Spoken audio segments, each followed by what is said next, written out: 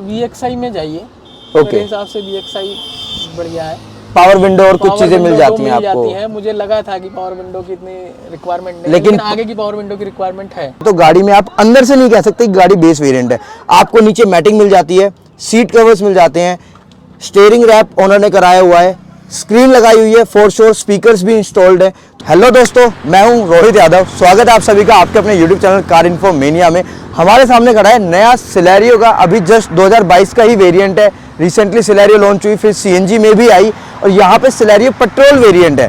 और जो मैं ओनर से आपको मिलाने वाला हूँ, अखिलेश जी, उनसे हम क्या क्या जानेंगे इस वीडियो में कि उनका डिसीजन कैसे बना सिलेरियो पेट्रोल का बेस वेरिएंट लेने का, उनको ये गाड़ी कितने की पड़ी, उन्होंने CNG वेरिएंट क्यों कंसीडर नहीं किया, और क्या कुछ रीजंस थे और क्या कुछ उन्होंने R&D करी, रिसर्च करी इस गाड़ी को लेने से पहले, वो आपको बहुत हेल्प करेगी। तो इस वीडियो में मैं ज़्यादा खुद कुछ नहीं बोलना चाहूँगा, मैं ओनर से डायरेक्टली आपको उनका पर्सपेक्टिव आपके पास लाना चाहूँगा, जिससे कि आप भी उनकी तरह एक अच्छे से रिसर्च करके किसी ब्लफ में ना आके अपनी गाड़ी लेने का डिसीजन बनाएं और एक अच्छी गाड़ी लें जो आपकी पॉकेट फ्रेंडली भी हो अगर आप बजट गाड़ी देख रहे हैं, और जो आपको लॉन्ग टर्म में उसकी रनिंग कॉस्ट जो है वो कम पड़े और किस तरह से आपको कैलकुलेशन करनी चाहिए, ये सब जानेंगे अखिलेश जी से। एक बार मैं आपको जस्ट जल्दी से इंटीरियर एक्सटीरियर दिखा देता हूँ, उसके बाद सीधा अखिलेश जी से बात करते हैं। और ये इसकी चाबी है, आपको दिख रही होगी। सेंटर लॉकिंग आप एड ऑन एसेसरीज करा सकते हैं, वो आपको शोरूम से अगर आप कराते हैं तो अच्छी क्वालिटी की मिलती है। साथ के साथ आप टेंशन फ्री रहते हैं, कहीं ना कहीं एक कंफर्ट फीचर है सेंटर लॉकिंग वाला,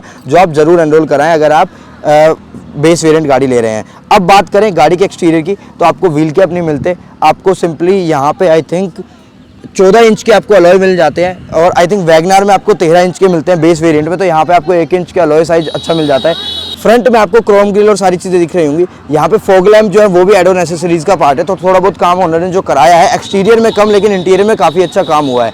साइड से आप देखेंगे तो ऐसी कुछ लुक गाड़ी की आती है। ये गाड़ी की बैक की लुक है। तो डायनामिक्स बिल्कुल सिंपल है, बहुत से लोगों को पसंद नहीं आते, बहुत से लोगों को पसंद आते हैं। ओनर से जानेंगे उन्होंने क्यों इस गाड़ी पर जंप आउट किया। अब अगर बात करें इंटीरियर्स की, तो यहाँ पे मैं अनलॉक कर देता हूँ गाड़ी को, और ये आप इंटीरियर देखिए। यहाँ पे आप देखेंगे बेस वेरिएंट में तो सबसे पहले तो आपको मैनुअल विंडो मिलती है। हालांकि आजकल टाटा या कोई भी कार कंपनी जो है बेस वेरिएंट्स में एटलीस्ट आगे की 2 विंडो तो पावर देने लग गई है, तो आई थिंक मारुति को भी इस पर सोचना चाहिए। और यहाँ पे आप देखेंगे तो गाड़ी में आप अंदर से नहीं कह सकते कि गाड़ी बेस वेरिएंट है।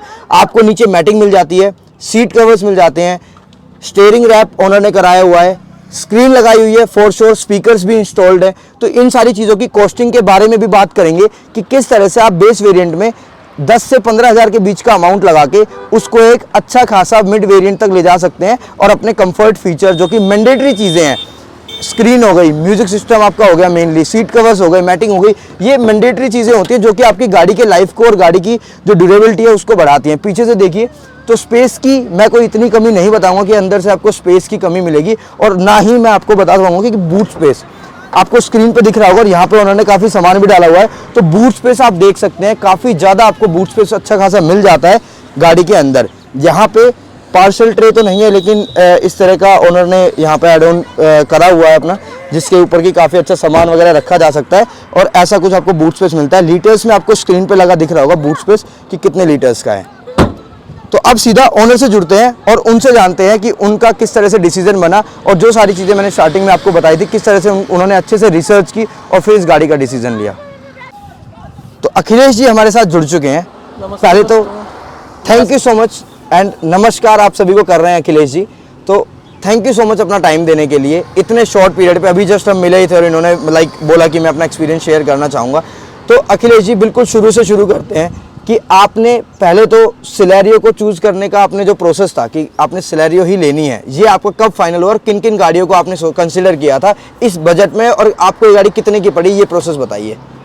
सबसे पहले मेरे पास मेरी पुरानी गाड़ी थी जो काफ़ी ख़राब हो गई थी। ओके। तो मुझे गाड़ी चेंज करनी थी। मैंने सबसे पहले सिलेरियो किस लिए चुना, क्योंकि ये गाड़ी काफ़ी किफ़ायती है, बढ़िया है, इसका जो प्रीवियस वर्जन है वो भी बहुत अच्छा है। तो सिलेरियो मेरे नज़र में शुरू से ही थी, तो मैंने सोचा सिलेरियो ही लूँगा मैं, और मेरे वाइफ को और परिवार को ये गाड़ी काफ़ी पसंद आई।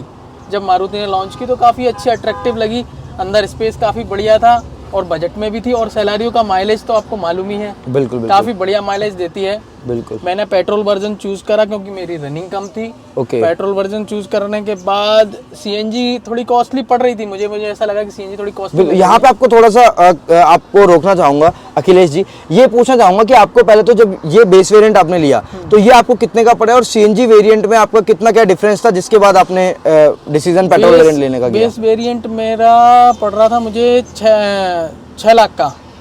बेस वेरिएंट मुझे 6 लाख का पड़ रहा था पेट्रोल में। और यदि मैं यही सीएनजी में जा रहा था तो 7.5 के आसपास जा रही थी ये गाड़ी। ठीक है। तो मुझे लगा कि इतना मेरा रनिंग नहीं है। और जब मैंने कैलकुलेशन बैठाया, यदि मैं 80,000 किलोमीटर ये गाड़ी चलाता हूँ और वही सीएनजी चलाता हूँ तो वो लगभग मेरे लिए 1-1.5 लाख रुपए का लॉस था। तो मैंने सोचा कि नहीं, मैं पेट्रोल गाड़ी ही लूंगा क्योंकि माइलेज ऑलरेडी अच्छा दे रही है। 19 साढ़े 19 का माइलेज मैं अभी निकाल चुका हूँ लोकल प्लस हाईवे में। पिछले 6 महीने की बात कर रहे हैं आप ये पिछले 6 महीने में 19 प्लस में निकाल चुका हूँ। और कहते हैं कि फर्स्ट सर्विस के बाद गाड़ी का माइलेज बढ़ता है। बिल्कुल। तो 20-22 तक मेरे हिसाब से आसानी से जाएगा। कंपनी AMT मॉडल में 26 के आसपास क्लेम करती है। बिल्कुल है ना। तो मैं भी 20-22 और मारुति की गाड़ियों का माइलेज तो आपको मालूम है, शुरू से मारुति पसंद ही माइलेज के लिए की जाती है। बिल्कुल। और सर्विस हर कहीं मिल जाती है। बिल्कुल। इजी टू रिपेयर है, कोई दिक्कत नहीं आती। कभी भी आपकी गाड़ी, मैंने ये सुना है एक्सपीरियंस में कि मारुति वाले को कभी खड़ा नहीं होना पड़ता। बिल्कुल। मतलब जो मिस्त्री वर्कशॉप जो है वो आधी रात को भी आपको कहीं ना कहीं मिल जाएगा है और इजी टू यूज है। बिल्कुल। तो अब मैं आपसे एक चीज और जानना चाहूंगा, अभी तक आपको ऐसा नहीं है कि 10 दिन 15 दिन हुए हैं, महीने भर हुए हैं, आपको 6 महीने हो चुके हैं। बेस वेरिएंट आपने लिया, बाहर से आपने काम कराया, पहले तो जो सीट कवर, मैटिंग और ये आपने स्टीरियो कराया है, इसका आपको ओवरऑल क्या कुछ कॉस्टिंग पड़ा अंदाजन? जो मैंने बाहर से ये कराया है, एक्चुअली बाहर से मैंने कराया है तो सारा काम सिर्फ सेंटर लॉक, एक सेफ्टी फीचर को मैंने कंपनी से लगवाया और फॉग लैम्प जो बाहर लगे हुए हैं। मैंने कंपनी से ही लगाया। कंपनी से? मतलब हाँ, ठीक है। तो सेंटर लॉक और फॉग लैम्प का 15,000 के आसपास मेरा कुछ खर्चा आया था। ठीक है ना। वो भी डीलर से नेगोशिएशन करके मैंने कर लिया था। उसके बाद बाकी सब मेरा सीट कवर, मैटिंग, ये सब मैंने बाहर से करवाया हुआ है मेरे दोस्त से। तो कुछ 20,000 के आसपास इसमें खर्चा आया है मेरा। ठीक है।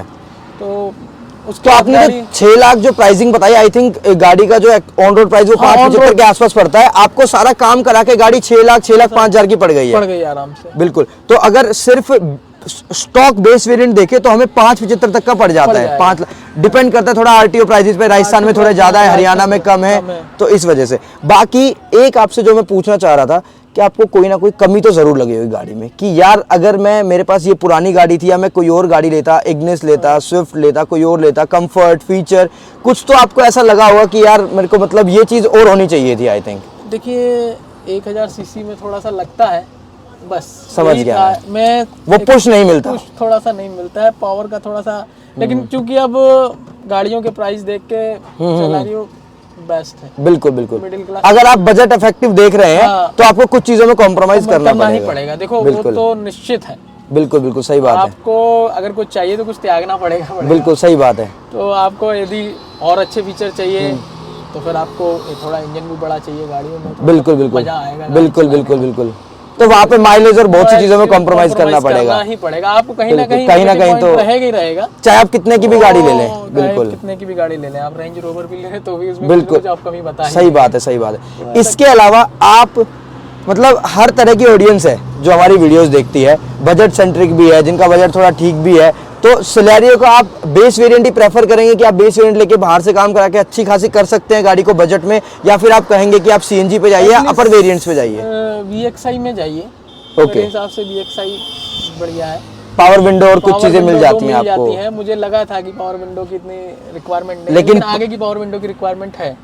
टोल पे आपको करना पड़ता है, कोई आ जाता है जिसमें आप दरवाजा नहीं खोलना चाहते, विंडो खोल के काम हो सकता है। बिल्कुल चीजें हैं।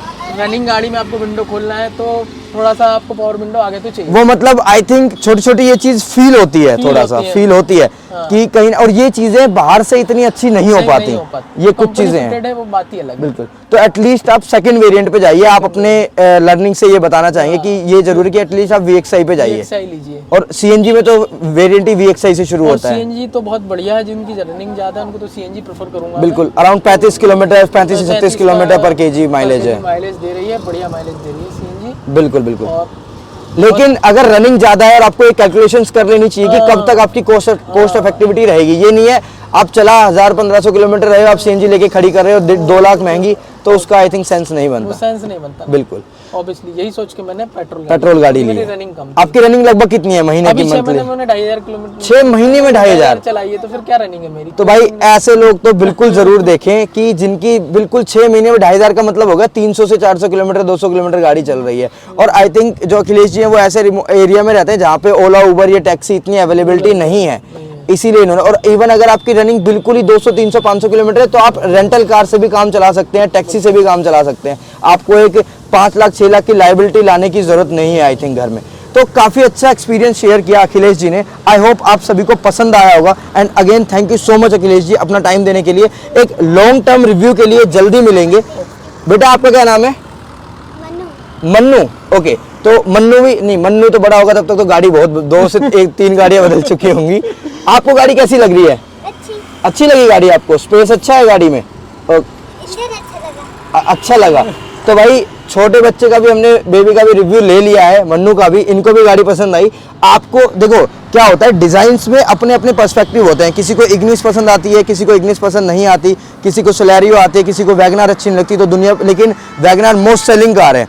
तो मारुति में स्पेशली एक चीज होती है कि बंदा माइलेज और ड्यूरेबिलिटी और रीसेल इन सारी चीज़ों को कंसीडर करके जाता है। और यहाँ पे तो बजट सेंट्रिक है। आपको 5.25 लाख में गाड़ी मिल गई, आपने एसेसरीज करा दी, आपने आपकी रनिंग कम है, तो फॉर श्योर आप इस गाड़ी को कंसीडर कर सकते हैं। तो ये था बेस वेरिएंट का रिव्यू, जहाँ पे अगर मैं बताऊँ मॉडिफिकेशन, जो फॉग लैंप और सेंटर लॉकिंग कराई वो 11 से 12 हज़ार की पड़ी है डिस्काउंट्स के साथ।